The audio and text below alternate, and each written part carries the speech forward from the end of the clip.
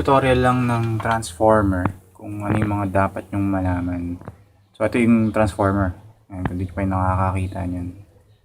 Ginagawa lang niya is kino-convert niya from yung input niya is 220 to ganun. Kung ano yung voltahe ng kailangan. So ito, meron ako dito. Ito yung pang 12 volts to. Yung para dun sa meron ako na setup dito. Yung sinasetup ditong dalawang timer. So meron ako isa dun. Yan. Bali, kakabit ko lang doon sa plug. Pag-iisahin ko na lang yung ano. So, bago nyo muna ikabit guys, check nyo muna yung specification ng transformer. Kung ano yung wire na, kunwari input, ganun. So, ito yung meron dito. So, ang input niya is 220 volts. Ayun. Yun yung color red. Ayun color red. Tapos, yung output naman niya, yung ilalabas niyang kuryente, 12 volts, yung blue. So, meron kayo, baka may mabili kayo na kulay black to. Siyempre, ang una nyo munang hahanapin, yung tamang kulay. For example, yung tamang kulay, yung red, yun. Kunwari, sabi dito blue, tapos dito black naman. May nabili ako ng dati, black naman. So, ang i-follow nyo lang guys, yung red. Okay, so para hindi sumabog. Mamaya baliktad yung pagkakabit nyo. 12 volts yung dinirekta nyo sa outlet bigla sumabog yun. So okay guys, wiring naman tayo ngayon ng transformer. So ito yung transformer kanina, yung binanggit ko. So check nyo muna yung specification. And sa red, yung 220 volts, yung input, isasaksak nyo sa wall. Tapos yung output naman, yung blue. So, okay, para safe. So meron ako dito tools ano yung mga gagamitin nyo pagka magwa-wiring kayo. Kailangan nyo electrical tape, wire stripper para yung pagbabalit ng wire hindi na kayo mahirapan. Tapos yung sa plug lang guys for demo purposes lang para isasaksak dito. Kasi sa wiring depende lang yan kung paano siya i-wiring. Lalagyan nyo pa ng switch dito, yung mga ganun. So kung ano pa yung lalagay nyo. So scissor kailangan nyo para sa paggupit dito. Okay, so let's start. May nakalimutan pala ako guys yung wire na gagamitin. So last time diba nag-unbox ako nung nitong dual timer na gusto nyo makikita yung wire para dito sa timer, yung para yung 2 pin dyan. So libre na siya pag binili nyo yung dual timer. So ito yun, yung dalawang pin na to. So kunin nyo yung may brown and black na wire. So kunin nyo yun. So lalagay natin siya dito. Kakabit natin siya dito sa blue. So bakit blue? Kasi ang kailangan lang ng power nung timer is 12 volts. Okay, so baka malito kayo guys baka makabit nyo sa red or tapos yung sinaksak nyo nagka-baliktad, sasabog yan. Okay, so always double check yung specification ng transformer.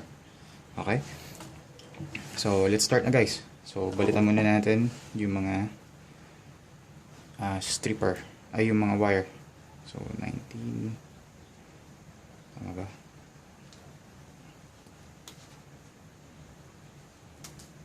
Gauge to, nasa 20. Okay.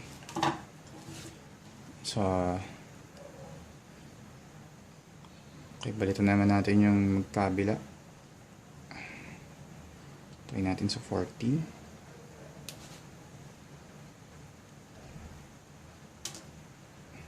Okay, buli nyo lang. Hindi na ano.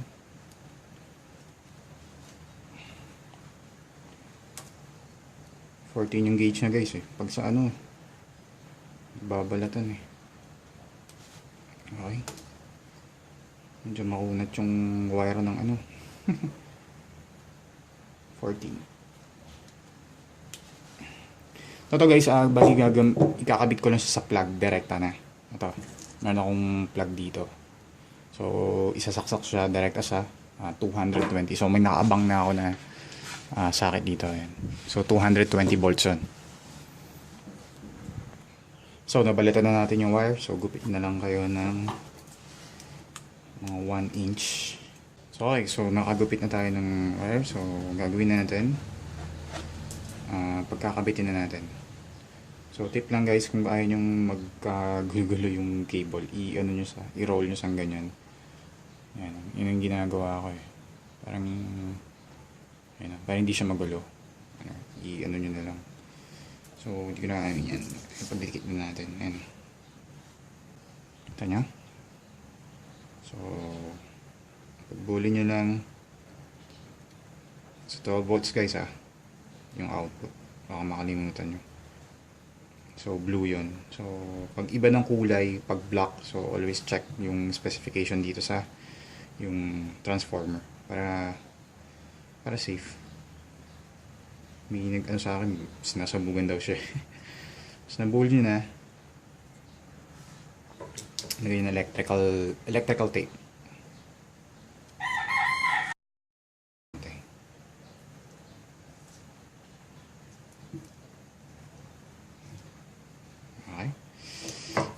Tape sa kabila.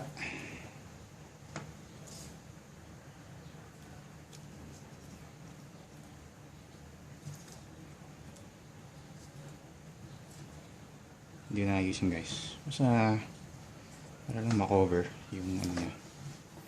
So dito naman, didirect ako na sa plug. So depende sa wiring yung may iba ginagawa na. So dito rin kayo magkakabit ng switch, yung mga ganun. So buksan ko muna itong plug. Ayan yung sa red naman guys, dinirect ako sa plug. Ayan. Nakikita nyo? So sarado na natin.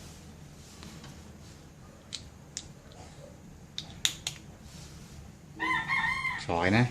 Check nyo yung wiring guys. So yung blue yung para sa timer. Yung wire nito kasama na yung pag bumili kayo ng dual timer. Ayan. Yung pin, 2 pin na may sa dulo. So try na natin guys. So kabit nyo muna sa timer. So saan nakalocate yun? So yun sa pinakadulo niya. So yung may dalawang ngipin. Ayun, may dalawang pin. So paano ikakabit? So parang may hook siya dito, yun. Gawa na rin ako nito ng unboxing and tutorial. So, watch nyo na lang guys, hindi nyo pa napapanood. Okay? So, para ma-power yung timer. Then, sasaksak natin sa outlet. So, ito yung outlet. Makikita nyo mag-on yung timer. Okay? So, ayan. Nag-on siya. So, ganoon na kadali mag-wiring sa transformer. So, yun lang guys. I'll update na lang. Ito lang yung quick tutorial ng transformer. And kung gusto pa kayo malaman, mag-comment lang kayo. Questions lang kung ano pa yung gusto nyo malaman. Okay? So, baka gumawa rin ako kung yung power source naman yung sa power supply direkta. Kasi ito, di ba, ito direkta sa 220. Iba naman ginagawa isa yung power source niya sa power supply. Yan, baka gumawa ako yun. Hintay-hintay lang. Wala pa akong materials eh. Yung sa 4-pin Molex, wala pa ako nun. Dali lang yun. Hintayin nyo lang guys. So lang, like nyo yung page ko, Pisonet DIY, at saka subscribe kayo sa YouTube channel ko. Para ma-update kayo sa mga videos na ina-upload ko. Okay? So, lalo na sa mga Pisonet DIY. Okay, so, maraming salamat sa panonood guys.